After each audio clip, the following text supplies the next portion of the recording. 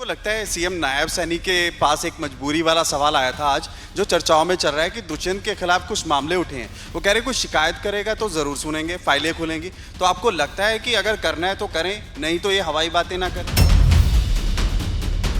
Rail बेच दी, तेल बेच दिया, जहाज बेच दी, सारी चीजें हमारी बेच दी गई। आज सवाल इस बात का है, जनता आज इस चीज का हिसाब मांग रही है कि 15 लाख खाते में आने थे, कहाँ चले गए। आज सवाल है कि हमारे हरियाणा प्रदेश में इतनी बेरोजगारी क्यों है। आज सवाल है कि महंगाई की मार से लोग परेशान क्यों हैं। आज सवाल है कि हमारी बेटियां जो जंतर मंतर पे बैठ के दुहाई देती रही, उनकी सुनवाई क्यों नहीं हो रही। जो हमारे SYL का पानी है वो हम लाके रहेंगे।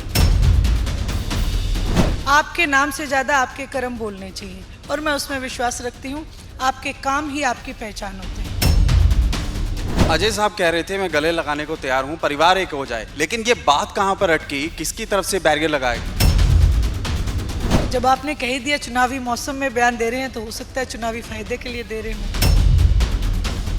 हिसार लोकसभा सीट की बात की जाए तो दमदार मुकाबला है, लेकिन एक चेहरा सुनैना चौटाला दमदार अंदाज में लोगों के बीच वो जा रहे हैं, चुनाव प्रचार कर रहे हैं और इनेलो ने अब तक क्या कुछ किया है वो बताने की लगातार कोशिश कर रहे हैं। और पंजाब में भी इनेलो परिवार जो है वो काफ़ी ज़्यादा प्रसिद्ध है, क्योंकि बादल परिवार के साथ उनके ताल्लुकात हमेशा रहे हैं और चौटाला साहब को कौन नहीं जानता। सुनैना चौटाला की बात करेंगे तो इस बार वो चुनावी दंगल में हैं और सवाल 36 बिरादरियों का भी है। तारुफ करवाते हैं, सुनैना चौटाला जी हमारे साथ मौजूद है। मैम बहुत बहुत स्वागत करता हूं आपका। मैम आपको भी जानेंगे और चुनावों को लेकर आपकी रणनीति क्या है, मुद्दे क्या हैं और सख्त सवाल भी होंगे। सबसे पहले सवाल यही है, लोग आपको जाना चाहते हैं। नैना तो सुना है, लेकिन सुनैना का मतलब क्या है? सबसे पहले तो आपका बहुत बहुत धन्यवाद, शुक्रिया।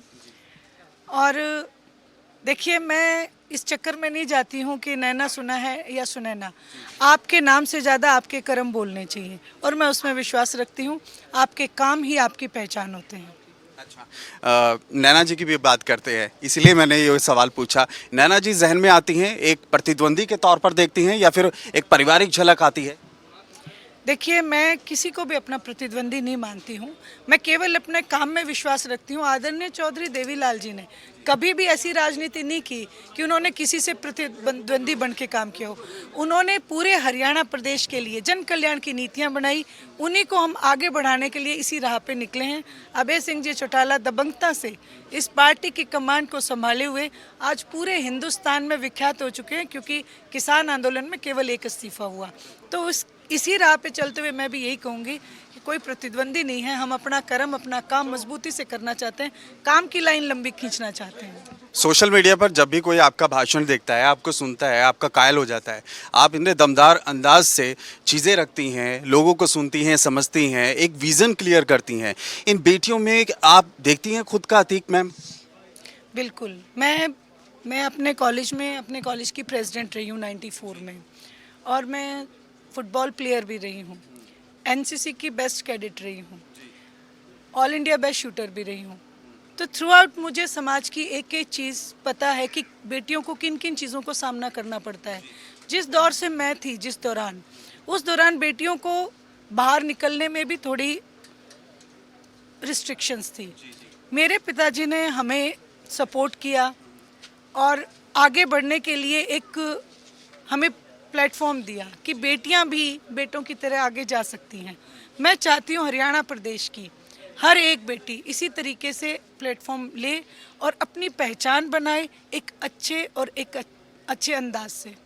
आप कह रही हैं मैं किसी को प्रतिद्वंदी नहीं देखती, लेकिन चौधरी देवीलाल की लेगेसी को सर हर कोई जानता है, लेकिन लोग असमंजस में हैं कि परिवार के 3 लोग हैं। आइडियोलॉजी जो है वो हर कोई फॉलो कर रहा है, लेकिन लोगों में कंफ्यूजन है, वोट किसको करें मैम? देखिए, सीधा सा सिंपल सी बात है। जो महान होते हैं उनकी फ़ोटो सभी लगाते हैं, लेकिन उनके दिखाए रास्ते पे चलने का मादा जिसमें होता है वही असल रूप में उनके अनुयायी कहलाते हैं। आदरणीय चौधरी देवीलाल जी ने अपना सिंबल जो है, चश्मे का निशान, अपना उत्तराधिकारी आदरणीय ओम प्रकाश जी चौटाला को बनाया है। और आदरणीय ओम प्रकाश जी चौटाला ने अपने संघर्ष से ये साबित किया है कि वो एक आइडियल बेटे हैं, अपने पिता के नक्शे कदम पे चलते हैं। अभय सिंह जी चौटाला ने भी आज इस बात के लेके अपने आप को साबित किया है जनता के बीच में। जब जनता को सबसे ज़्यादा ज़रूरत पड़ी तो उन्होंने अपनी कुर्सी को छोड़ के जनता के बीच आना, यानी कि कुर्सी बड़ी नहीं, कुर्सी देने वाले बड़े होते हैं। इस बात को जो चरितार्थ किया, साबित किया, इसके तहत मैं कह सकती हूँ कि इंडियन नेशनल लोकदल ही असली पार्टी है। अजय साहब कह रहे थे मैं गले लगाने को तैयार हूं, परिवार एक हो जाए, लेकिन ये बात कहां पर अटकी, किसकी तरफ से बैरियर लगाया गया?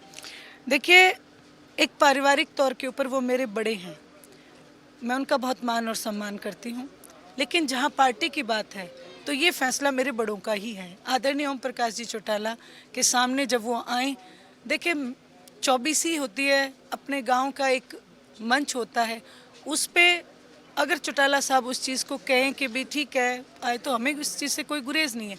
विचारधारा की लड़ाई है, विचारधारा उनकी बीजेपी के साथ चली गई थी, इसी चीज़ का हमें विरोध है, बाकी हमें उनसे कोई विरोध नहीं है। लेकिन चुनावी मौसम में ये बयानात दे रहे हैं, आप पहले आते तो ज़्यादा मुनासिब ना होता मैम?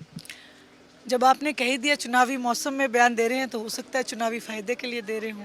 लेकिन मलाल होता है मैम कि परिवार एक होता तो बढ़िया होता। बिल्कुल, मैं कहती हूँ भगवान ना करे किसी का भी परिवार टूटे, क्योंकि परिवार टूटना एक बहुत दर्द देता है, बहुत दुखदाई घटना होती है, बड़े बुजुर्गों को बहुत तकलीफ़ होती है। तो मैं नहीं चाहती कि किसी भी परिवार में ऐसी तकलीफ़ हो, उस तकलीफ़ का सामना करना पड़े। परिवार एक होना, हर घर सुख शांति से रहे, वही है। परिवार टूटा तो बीजेपी के हाथ पसरे, और बीजेपी के हाथ पसरे तो हरियाणा प्रदेश की जनता का, मैं कहती हूँ, वो हश्र हो गया कि मैंने जैसे अपने संबोधन में कहा कि हर वर्ग ने आंदोलन किया, हर वर्ग परेशान है।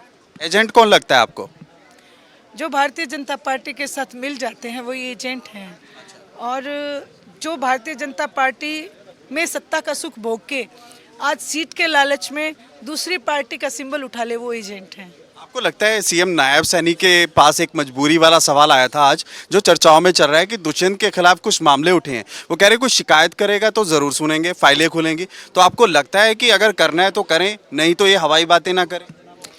पिछले 5 साल से अभय सिंह जी चौटाला इन्हीं बातों को लेके विधानसभा से कई बार उनको निष्कासित कर देते हैं बीजेपी वाले, क्योंकि वो एक मुद्दे की बात उठाते हैं, शराब घोटाला कब से पेंडिंग है, आज तक उनकी फाइल वो पब्लिश नहीं की गई, क्योंकि कहीं ना कहीं भारतीय जनता पार्टी उनसे मिली हुई है, इसलिए वो लाचार हैं। हम तो ये कहते हैं ये गठबंधन ही ठगबंधन था। तो दुष्यंत चौटाला इस मुतालिक खुलकर बयान दें, आप ये कहेंगे? क्योंकि इल्ज़ाम लग रहे हैं और चुनावी मौसम में चीज़ें ठीक नहीं है, लेकिन परिवार का सवाल है, इसलिए मैं पूछ रहा हूँ। आज सवाल ना परिवार का है, ना दुष्यंत चौटाला जी का है। आज सवाल है कि हमारे हरियाणा प्रदेश में इतनी बेरोजगारी क्यों है। आज सवाल है कि महंगाई की मार से लोग परेशान क्यों हैं। आज सवाल है कि हमारी बेटियां जो जंतर मंतर पर बैठ के दुहाई देती रही, उनकी सुनवाई क्यों नहीं हो रही। बेटी बचाओ बेटी पढ़ाओ के नारे से केवल बेटियां बचाई या पढ़ाई नहीं जा रही। आज सवाल ये है कि शिक्षा संस्थान बंद क्यों किए जा रहे हैं। आज सवाल ये है कि हर चीज़ का प्राइवेटाइजेशन क्यों किया जा रहा है। रेल बेच दी, तेल बेच दिया, जहाज बेच दी, सारी चीज़ें हमारी बेच दी गई। आज सवाल इस बात का है, जनता आज इस चीज़ का हिसाब मांग रही है कि 15 लाख खाते में आने तक कहाँ चले गए। जो किसान की आय को दोगुना करने की बात थी वो आधी से भी घट के रहेगी। आज सवाल ये है, ये कोई सवाल नहीं है कि परिवार लड़ रहा है या दुष्यंत क्या कह रहा है या फलानी पार्टी क्या कह रही है। आज सवाल है जनता के जवाब देने का। मैं ये कहती हूँ आज सवाल यही होने चाहिए और जनता इस चीज़ का जवाब मांग रही है। नायब सैनी ठीक है, सीएम बन गए, बहुत अच्छा लगा, लोग भी काफ़ी ज़्यादा खुश हैं, लेकिन उनको पंजाब का चन्नी क्यों कहा जा रहा है? क्योंकि कठपुतली होना अपने आप में इस सीट का एक अपमान है। जब तक आपको अपनी पावर का, जब आपको ज्ञान ही ना हो, तो मैं यही कहूँगी कि इस सीट का मान और सम्मान घटता है।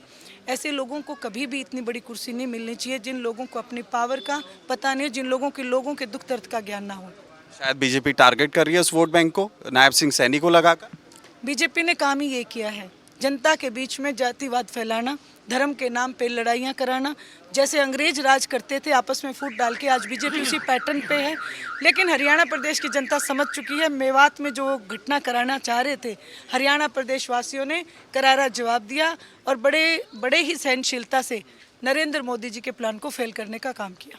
इनेलो के लिए हरियाणा क्या है? हरियाणा के लिए इनेलो का विजन क्या है मैम? इंडियन नेशनल लोकदल के लिए हरियाणा प्रदेश हमारा अपना घर है।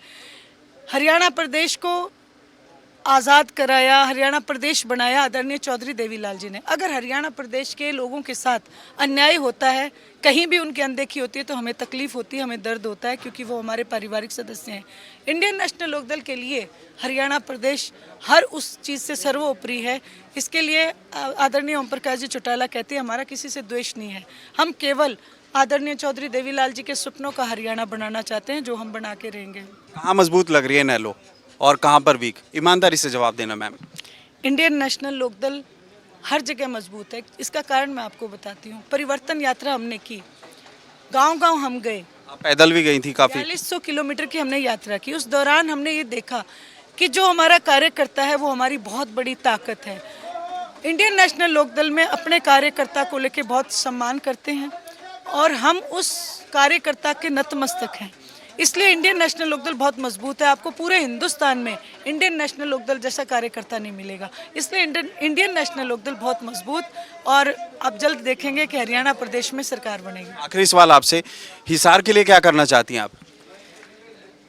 हिसार के लिए, क्योंकि मैं हिसार की बेटी हूँ, मैं आज हर जगह ये वायदा कर रही हूँ कि आप मेरा भात भरो, मैं सवाया करके लौटाऊंगी।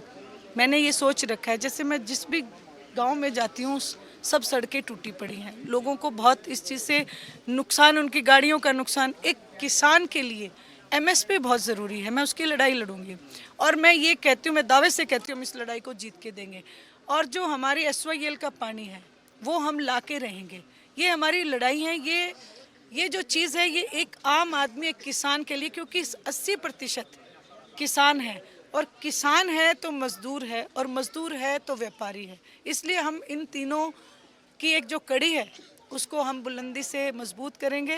हरियाणा प्रदेश में हिसार को मैं नंबर 1 पे लाके छोड़ूंगी। शायद यही वजह है किसान विरोधी कर रहे हैं इनेलो का, बाकी पार्टियों का हो रहा है। नहीं, किसान इंडियन नेशनल लोकदल का विरोध इसलिए नहीं कर रहे क्योंकि इंडियन नेशनल लोकदल ने कभी वायदा खिलाफी नहीं की।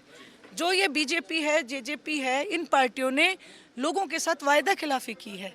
इंडियन नेशनल लोकदल ने आज तक इतिहास है कभी वायदा खिलाफी नहीं की, ना आगे करेंगे। बहुत बहुत धन्यवाद। तो जीत की ताल ठोकी है, और हिसार से वीडियो जर्नलिस्ट अमन के साथ मैं शमना रिपोर्ट, माय हिंदी टीवी।